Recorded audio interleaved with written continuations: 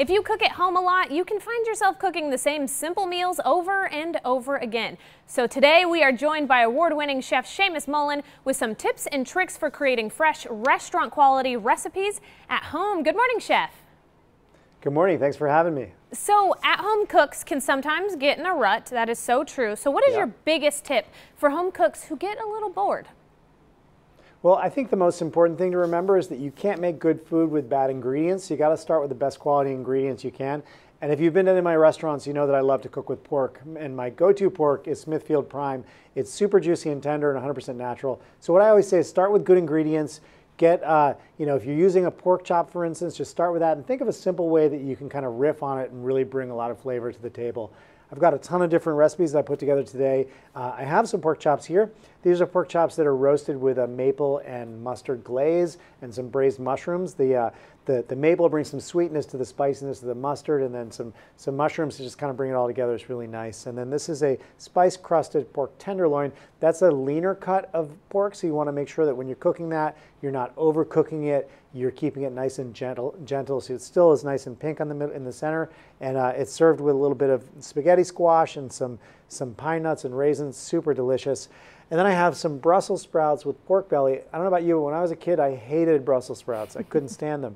But now I totally love them. And I'm amazed that kids nowadays are eating more and more vegetables and really into them. So these are Brussels sprouts with pork belly. It's kind of like bacon, but it's sort of the cut that you use to make bacon. And then it's going to be a little rich because of the pork belly, which I really like, but I want to cut that. So there's some jalapeno and some pomegranate in there. But right now, it's all about the grill. It's grilling season. It's all about cooking outside, eating outside, and really enjoying the summer weather. So we've got some pork steaks. These are simply grilled and served with a tomato and olive relish and some summer greens. Super simple, but definitely screams summer. Oh man, that all looks so good. So you mentioned ingredients and how important that is. How can you make sure that you are using kind of the best ingredients for whatever you might be cooking? Well, what we always do at the restaurant is that we try to cook as seasonally as possible. And the best way to know exactly what's in season in your region is to go to the farmer's market or go to a local farm stand. And if you can, chat with the farmer, get a sense as to what they're growing and what's coming into season right now and what might be coming down the road. And that way you're getting the freshest possible ingredients that are going to be the most flavorful and also the most nutrient dense. So always stick to seasonality. That's kind of a really important thing for us. And then let the ingredients kind of come forward.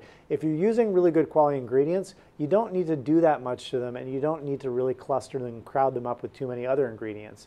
So keep it simple and really let the ingredients shine. I like that. Simple usually means easier. So how do you come up with new dishes and flavors for your restaurants?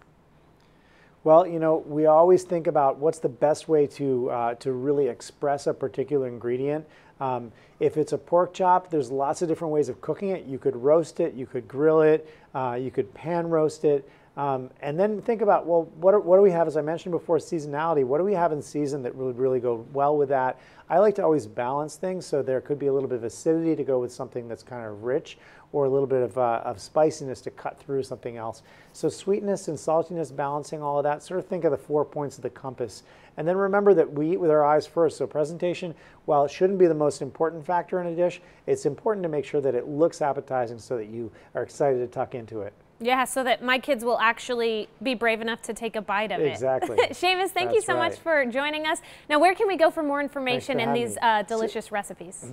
You can get all of these recipes plus a complete list of all the chef partners if you go to smithfield.com/primechefs, and tons of ideas to get you cooking at home.